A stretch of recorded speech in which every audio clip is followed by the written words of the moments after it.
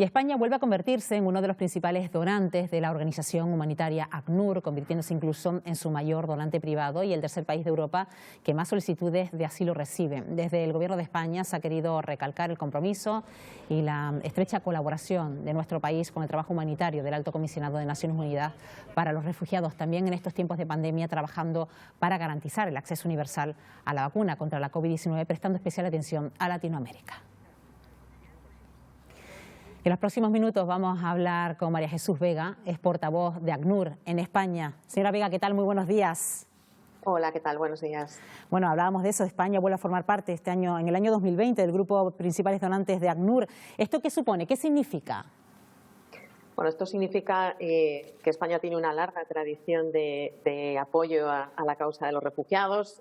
Hay un apoyo por parte del Gobierno en cuanto, sobre todo, a operaciones que tienen que ver con la acogida y el apoyo a migrantes y refugiados que están saliendo desde Venezuela en los países limítrofes, el contexto del norte de Centroamérica, la crisis de Siria y, sobre todo, yo diría, ese apoyo de la sociedad española de 500 millones 500.000 socios y donantes, que son personas que están contribuyendo cada mes con el Comité Español de ACNUR, ayudándonos a llevar agua, alimentos, educación, salud a muchas personas que están en situaciones de crisis, a refugiados que están en todas partes. Muchas de estas personas son también de Canarias. Entonces, bueno, para todos ellos, desde luego, nuestro agradecimiento para estas personas, para las que puedan contribuir en el futuro.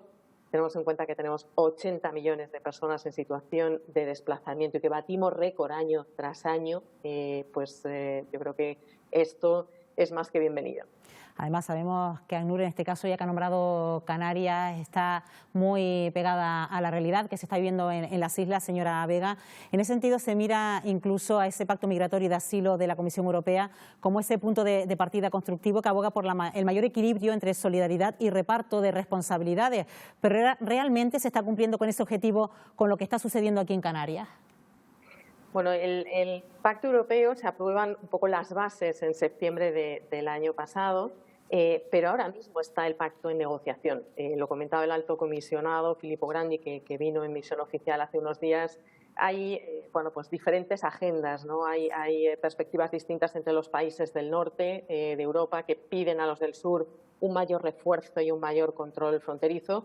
Los países del sur que a su vez están pidiendo una mayor distribución de las llegadas a los países del norte, siendo como son España, Italia, Grecia o Malta, esos países que son primera línea o frontera marítima con Europa.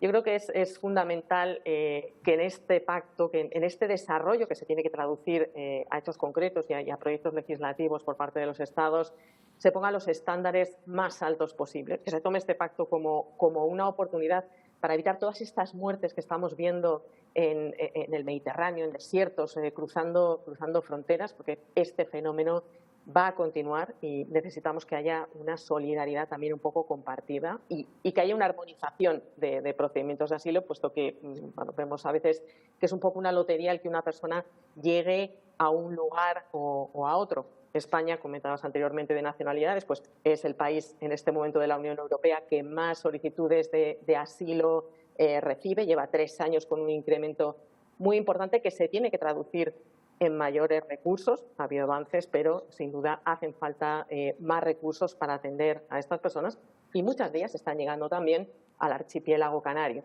Bueno, precisamente en esos primeros pasos que se van dando a ese pacto migratorio y de asilo de la Comisión Europea, se están dando esas fricciones, como estábamos diciendo, entre el norte y el sur, y de hecho ya hemos oído a autoridades canarias decir que las islas se están convirtiendo en esa cárcel de Europa. ¿Coincide en que puede dar la sensación de que se ha puesto ese muro desde esta frontera sur de Europa respecto al resto del continente?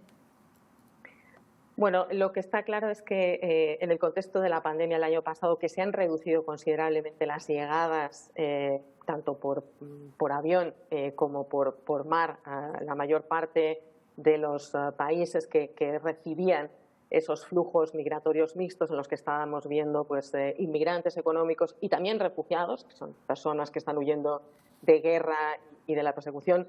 El incremento que ha habido en las Islas Canarias ha sido muy grande. Evidentemente no estábamos preparados para esa llegada, ¿no? Se recuerda las llegadas en 2005, 2006 con la famosa crisis de los cayucos con 32.000 personas.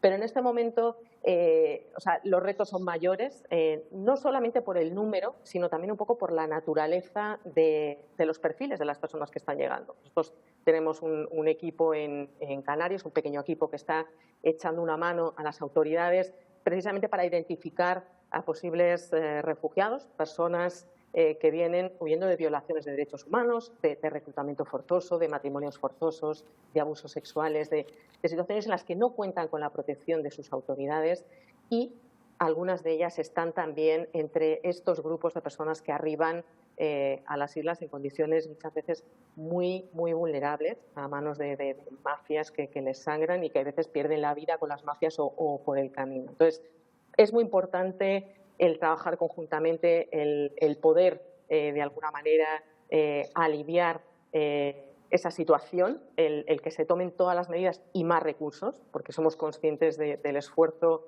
que, desde luego, han hecho las autoridades para ampliar en los últimos meses esas plazas hoteleras para dar un refuerzo a esas fuerzas y cuerpos de seguridad del Estado que están dándolo todo para poder hacer esos registros y demás, pero no es suficiente. Hemos visto situaciones preocupantes a lo largo de 2020, hemos llamado la atención sobre ellas y yo creo que es fundamental el que podamos entre todos trabajar, desde las ONGs que reciben esa financiación también del Ministerio de Inclusión, las autoridades locales, regionales y centrales, para poner el foco y para ayudar a que se gestione lo mejor posible la situación en el archipiélago canario.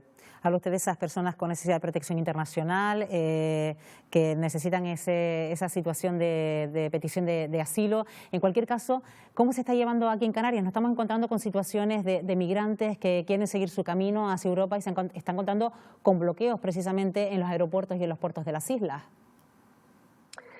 Bueno, hay que tener en cuenta, por un lado, que las personas que piden asilo tienen libertad de circulación, hayan pedido asilo en Canarias, en Melilla, en Barcelona o en A Coruña. O sea, eso es una cuestión que hay que respetar, por supuesto, teniendo en cuenta todos los protocolos médicos, sanitarios, confinamiento, pruebas, etcétera. También es importante tener en cuenta que, no se trata de que la persona que llega diga, a mí, yo me quiero ir a tal sitio, yo me quiero ir a tal otro. Yo creo que es fundamental que se puedan analizar cuáles son las circunstancias de las personas. Hay gente que tiene familia en la península, que tiene a su mujer, que tiene a su marido, a su hijo, o en algunos otros países europeos, y que podrían eventualmente reunir los criterios de reunificación familiar y pues es importante que se vean sus casos. Otros pues son solicitantes de asilo, gente, como digo, que están huyendo de guerras, de situación como la de pues en Mali, la zona del Sahel, que es tremenda, con un desplazamiento de población de centenares de miles de personas. Hay menores no acompañados, han llegado más de 2.000 menores no acompañados. ¿Son refugiados? Pues todos ellos no, por supuesto que no, pero puede haber alguna persona, alguno de esos menores que necesite algún tipo de protección. Para otros, a lo mejor, el retorno con sus familias pueda ser la opción, pero para ello, igual que para las víctimas de trata que pueda haber y que están llegando también, mujeres, es muy importante que se dé información, es importante que se conozca también ese acceso al procedimiento de asilo, sin querer convertir a la gente en refugiados. No se trata de eso, hay que preservar la integridad del procedimiento de asilo, pero hace falta que los procedimientos de asilo sean justos y eficaces, de manera que se pueda agilizar pues el retorno en caso de que la persona no tenga problema de retornar, y algunos lo están pidiendo así, o, como digo, la vía por otras circunstancias. Y pues desde ACNUR y desde los equipos, con la experiencia que tenemos de muchos años en España, estamos brindando esa colaboración a las autoridades.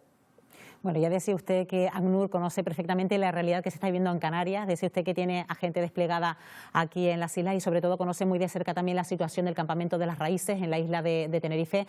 De hecho, en los últimos días estamos viendo cómo hay cierta polémica entre lo que puede ser el traslado, entre comillas, de menores hacia ese campamento. En cualquier caso, la convivencia no se puede dar entre adultos y menores en campamentos de este tipo, señora Vega. A ver, es cierto, o sea, los menores no acompañados, en el momento que se detecta que hay un menor no acompañado, pues lo que hay que hacer es seguir los protocolos de derivación a las autoridades que llevan cuestiones de tutela de menores no acompañados, que como sabemos tienen la responsabilidad descentralizada en cada una de las comunidades autónomas. Es verdad también que ha habido comunidades autónomas que han ofrecido a Canarias el poder trasladar a algunos de estos menores para, de alguna manera, aliviar y ayudar a la comunidad canaria a sobrellevar esta situación de un flujo mucho mayor del que está preparado, ¿no?, para responder. Es muy importante que los menores sean derivados a centros de menores, que se estudie con precaución el interés superior de ese menor. Como digo, en ocasiones bueno, pues puede ser que la mejor opción para un menor sea el retornar a su país, o puede ser el reunificarse con su familia, o puede ser el pedir asilo. Nosotros hemos entrevistado a chicos o a niñas que han venido bueno, pues huyendo de matrimonio forzoso, de violencia sexual, incluso en el seno de la propia familia, chavales LGTB que han sufrido palizas, discriminación desde que son pequeños. Y por eso es muy importante que haya una buena formación de profesionales, haya una buena información a las personas y bueno, pues que se pueda de alguna manera gestionar también la situación de especial vulnerabilidad que tienen los menores, que no solamente son menores, sino que están sin la compañía y son extranjeros y probablemente han venido también sufriendo, como hemos visto, ¿no?, unos viajes que terminan muchas veces en muerte de amigos, de familiares, y en días de no tener agua, comida, etcétera, en condiciones de apoyo psicológico, sin duda ninguna, para muchos de ellos. Pues María Jesús Vega, que es portavoz de ACNUR en España, del Alto Comisionado de Naciones Unidas para los Refugiados. Gracias por habernos atendido esta mañana en Buenos Días, Canarias. Gracias a vosotros.